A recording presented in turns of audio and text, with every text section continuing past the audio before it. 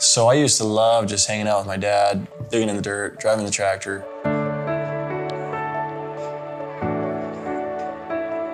Being a steward over the land is something I take really seriously. A steward over the animals, something I take really seriously. There's no doubt that there's climate change. The real question and discussion begins at what can we do to improve it.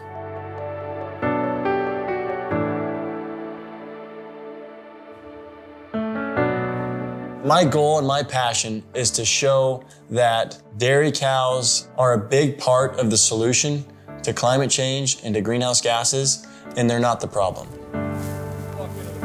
So I'm the tech support guy for the producer. So I help the producers decide what they're gonna plant, how they're gonna plant it, how they're gonna feed it, how they're gonna irrigate it, and how they're gonna prepare it and harvest it and then store it. A lot of times I'm gonna tell a grower something that's gonna cost him some money, it might cut his profit a little bit, but this is a better path for us towards a long-term sustainability. Our goal on the farm today is very simple. Our goal is to leave the farm in better shape than we got it.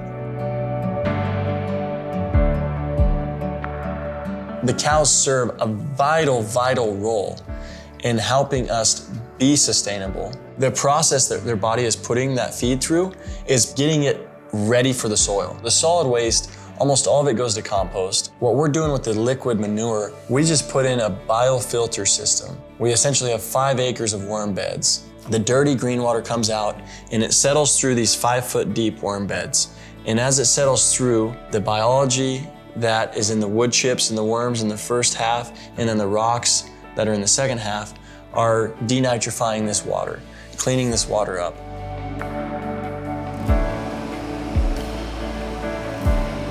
On the crop side of things, we're doing a few different practices to help with our contribution of a net carbon negative program. Strip tilling is a big player in that. Using our manures, our compost, our worm castings on that soil is a big part of that. Having cover crops and rotating crops is a big part of that. All those pieces contribute to having a soil that is healthy, that is pulling carbon out of the air and banking it in the soil essentially. Then we're into that sustainable cycle. We harvest that crop, we feed that to the cow. The cow uses some of that energy in the form of the product that we desire, which is milk.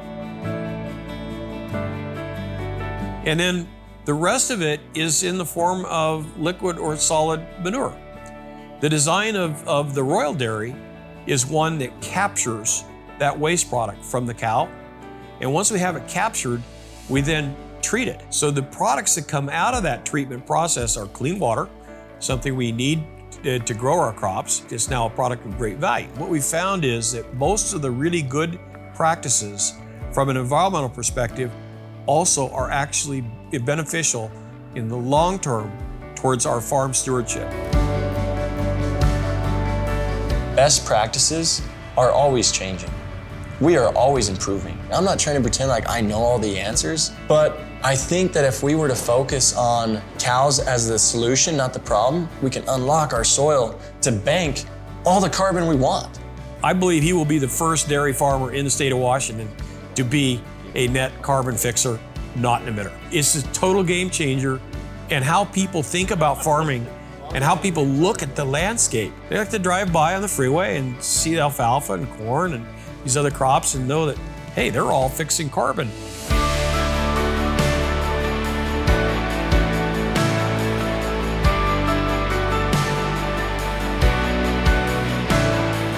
The goal is to get a good baseline, see where we're at, and then to utilize the information we're tracking to get better.